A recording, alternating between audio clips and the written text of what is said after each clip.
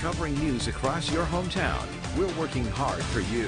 This is WHSB News at 5. For more than 60 years, Rockingham County and Harrisonburg Public Schools have had a joint agreement for Massanutten Technical Center to allow students from both areas to get career and technical education. However, now Rockingham County is seeking updates to the governance structure to ensure financial contributions and decision-making remain aligned. Our Mason Willett has been following this story, and he joins us now live in the studio. Mason, what were you able to find out? Yeah, Chelsea and Caleb, according to Rockingham County Public Schools, under the agreement right now, Rockingham covers 80% of MTC's costs, while Harrisonburg contributes 20%, while having 23.5% of the enrollment. Because of this disparity, RCPS believes the governance of MTC should not be 50-50 between the two schools and wants to explore adjustments to the voting model. In a statement, HCPS Superintendent Michael Richards says, "For years, my counterparts in Rockingham have been equal partners in this work, and that shared commitment has been key to our students' success. My hopes throughout this period of recent tension has been to continue this strong, equal partnership as it remains the best path forward for all of our students." RCPS adds that the school board will continue to prioritize regional collaboration while ensuring that any future decisions align with their mission to serve the Rockingham County students. All right, Mason, thank you. New at 5, President Trump has signed an executive order to start the process of dismantling the Department of Education. The president directed the education secretary to take steps toward its closure, though shuttering the department requires an act of Congress. The order leaves millions of teachers, families, and students concerned about the potential loss of critical services for classrooms and is expected to spark a litany of legal opposition. 1 year ago today, wildfires engulfed the valley and parts of West Virginia. Nancy Truax lives on Route 211 in Page County. Her home was saved by firefighters, but her and her husband also made a very important decision before those fires broke out, and that likely helped to save her house and her cabin. There had been a lot of really big trees between here and the cabin. These are the trees that used to be close to her home, and they were cleared only a few months before the fire. That fire came within 20 feet of the house. So there are things you can do on your property, and she has some advice, speaking from experience. Get all the vegetation away from your house. You know, especially in a place like this where, you know, there's no fire hydrant here. Anything you can do to stop the spread of fire. Truax says there's an expense, but it's worth it, and they have more clearing to do and will be adding rock around the foundation. We'll hear more from Nancy tonight as she recounts her experience on March 20th of last year in rekindling. That's coming up at 5:30. We remember the fires, the panic and destruction they caused, and the heroic stories of people who risked everything to keep others safe. Right now, a brush fire is burning in Hardy County, but Aubrey, you're hearing crews have been working on this all afternoon. So what's the latest update? Well, I talked to some officials not too long ago, maybe within the last hour, and they said they're kind of just working on some hot spots. They don't expect this to become an issue, but they have been working on it. This is right along Corridor H, kind of west of Wardensville, around the Baker area. So you may see smoke in this area. I think I saw some other photos on social media with some flames from earlier this afternoon. So they do believe they're going to get that under control pretty soon, and they're kind of working on some hot spots. But there's our fire detection satellite kind of overlaid here, so it's picking up on those hot spots just west of Wardensville on Corridor H. Now the wind, we've had the wind this afternoon. That's actually going to increase tonight as our front crosses, and it's pretty close to crossing. It looks like it's already started to cross our West Virginia locations, so that's where sustained winds have already been increasing across the Potomac Highlands. So we're hoping firefighters can get that for sure under control tonight. Of course, they're going to be monitoring that. Now the wind's going to continue to increase across the rest of the area for tonight, and with that, temperatures are going to be cooling off very quickly. We're going to have a more of a fire risk between Friday and Saturday with a couple more fronts. That means more wind and not a whole lot of rain. I'll have more on that coming up. Thank you, Aubrey. Nexus executives are under the scrutiny of the law once again. An Augusta Circuit judge has ordered the group to return to court next week to discuss an ethical issue with the defense counsel's role in the case and the next steps for both parties.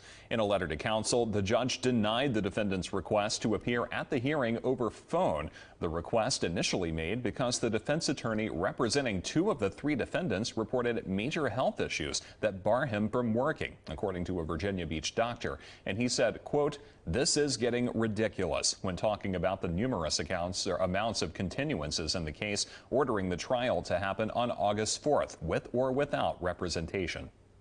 Now your First Alert traffic update, sponsored by Rockingham Insurance. Wherever you are, we're here. Let's take a look at I-81 on this Thursday. This is the view from the VDOT camera at mile marker 246 in Harrisonburg. All traffic moving well so far. No accidents or delays that we're seeing. This week is National Drug and Alcohol Facts Week. The Virginia Department of Behavioral Health and Developmental Services says substance abuse can impact several areas of a person's life and their health. This includes physical and psychological health, as well as impacting a person's finances and social life. You start to see strains on your relationships, strain in job, strain and legal issue, which is a big issue that we often see associated with drug use as well. Dr. Roney says a lot of people don't realize that addiction is a disease. And when you see addiction as disease, more people would have more empathy for people who do relapse.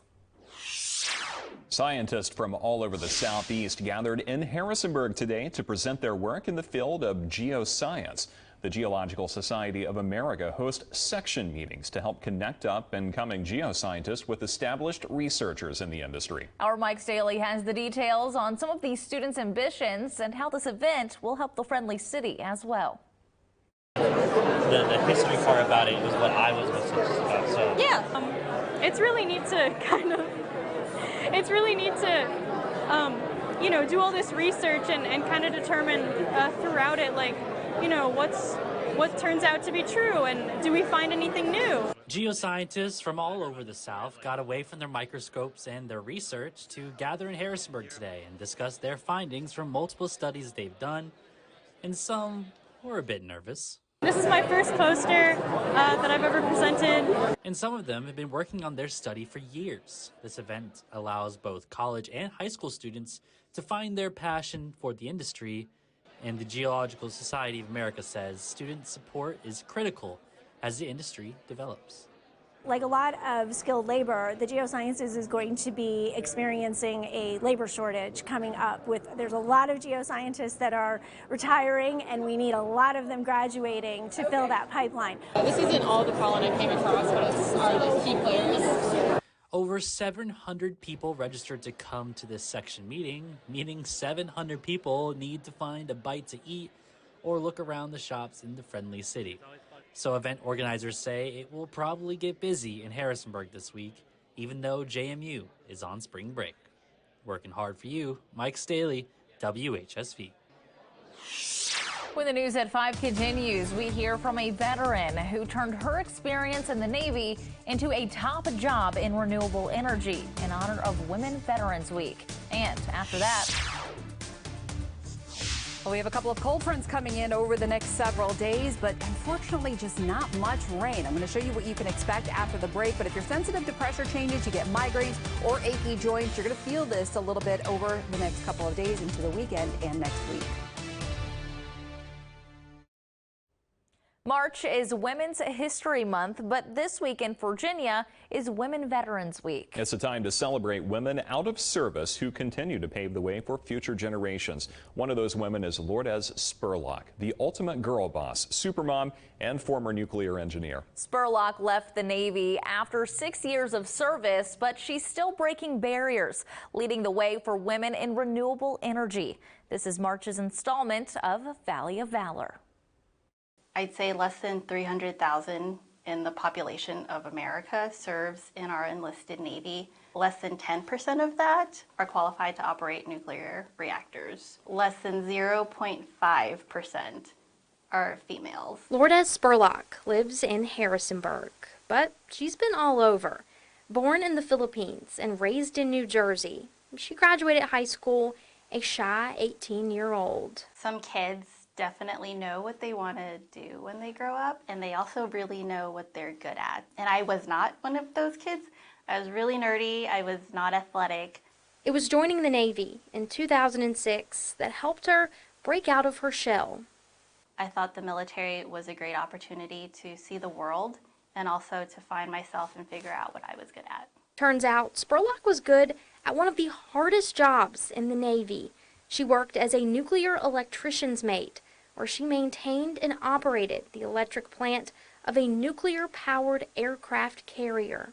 Finishing the nuclear program, doing my 6 years in a field where there aren't many women, but then to still be exposed to that girl boss mentality, that's how I gained my confidence. You do something really hard that other people can't do, and that helped shape me to who I am today. She left the military after 6 years and 2 tours in the Mediterranean. The military owns you for 24 hours, 7 days a week. That's really hard because that freedom that you're fighting for everyone else to have, you don't really feel like you have that freedom. Spurlock kept her Navy ties, working in Newport News shipbuilding for 9 years. Her next step took her to Apex Clean Energy in Charlottesville as a senior project engineer. It's a job that sends her across the country managing wind turbine projects. One of those is the first onshore wind farm in Virginia. It just seemed exciting that it was a new opportunity. You'd see these giant 300-foot wind turbines, and I thought, you know, hey, I worked on nuclear reactors. I could totally do this. It's a job that sometimes requires 80 hours a week, but somehow she has a work-life balance with plenty of time for her husband and 2 kids. Spurlock says she strives to be an example for her daughter and other girls who dream outside the box. She says it was the women in the military who did the same for her. Like, all women should be like this. All women should be in charge. All women should know how to lead a group of men and tell them what to do. Moving into a construction environment here in wind, it didn't change. Like, if you have great ideas, if you know how to solve problems, you should be in charge. You should be the lead. And I don't think gender should ever be some kind of limitation or barrier. Your First Alert Storm Team forecast with Chief Meteorologist Aubrey Urbanowitz and the Tiger Solar Doppler Radar. Well, after a very warm day, boy, we had some nice sunshine today. Highs were actually around 70, upper 60s right around 70. Now you can see where we've dropped to. 1, with some of the dry air that came in early this afternoon. 2, we've got the front coming through, and a few of us have seen a little bit of rain, some raindrops. It's certainly not widespread, but temperatures already dropping, and you can see we're seeing that cooling from west to east. East of I-81, we're still holding on to the 60s, not for that much longer, though. So here's some showers moving through the area. Again, not very widespread. At least we did see some light rain in the area of Hardee County where we did have that fire. That's a good thing. However, all the storms did form on the eastern side of the Blue Ridge. Just could not get enough instability to get a storm. Not that we were expecting anything severe, but some of that heavier rain would have been nice if we could have picked up a storm. We'll have some showers over the next couple of hours, maybe a stray shower into the evening. That's going to be about it, and certainly not widespread. We've got the cloud cover for tonight, and now temperatures are going to continue to cool, but also the wind is picking up as that front crosses. So we're going to notice some higher wind gusts over the next couple of hours. Temperatures quickly continuing to drop into the 40s for tonight, and those winds will be gusting pretty high as we get into the overnight hours. So low temperatures for tonight, much colder, upper 20s to right around freezing for tonight. When you factor in the wind, that wind chill at times, especially overnight and into the morning, it's going to be back into the 20s, so it's going to be quite cold. Watch our wind gusts really pick up. Overall, I'm expecting gusts in the 20, 30, 40 mile an hour range for tonight, and above 3,000 feet, I think we could still see some gusts pushing 50, maybe 55 miles an hour. You can see where it's really picking that up across the higher terrain and the Allegheny front. We may get a little bit of a lull first thing Friday morning before about 8 a.m. and then we're going to see the winds really kicking up again for the morning hours. So still some high gusts through about noontime shortly after, and then those wind gusts will kind of be easing up slightly as we get into the afternoon. We'll have much lighter wind into Friday night. But still, it's going to be a cooler day, but still temperatures are actually going to be around average. Highs closer to the lower, almost mid-50s for our West Virginia locations, mid to even upper 50s for the Shenandoah Valley. But we've got the sunshine for Friday, where we just have that wind and very low relative humidity, so you have to be mindful of the fire threat for Friday as well as Saturday. Now, as we get into Saturday, we're going to have some clouds at times with the weekend front coming in. However, this is not going to produce much rain. Looking at a couple of isolated showers, notice a little bit of snow along the Allegheny front. That's about it for the day. We'll have more sunshine at times into the afternoon, still a stray shower. But overall, many of us are going to stay dry. It's going to be another windy day. Gusts at times, once again, in the 20 to 40 mile an hour range. So on your Blue Mountain Plumbing, Heating and Cooling 7-day forecast, winds will ease up with sunset for Saturday night. And Sunday will be a day with much lighter wind. We'll get a few showers overnight Sunday night into early Monday. Do not expect a whole lot of rain. I think we're looking at generally less than 1/4 of an inch, maybe even less than that. So we'll have a little moisture, not a whole lot, and then still much cooler air into next week. So firefighters, I mean, you know, I know they're already prepared and on alert with the high wind and how dry we are. Always. All right, thanks, Aubrey. Well, after the break, Rachel Hackbarth has this week's Does It Work?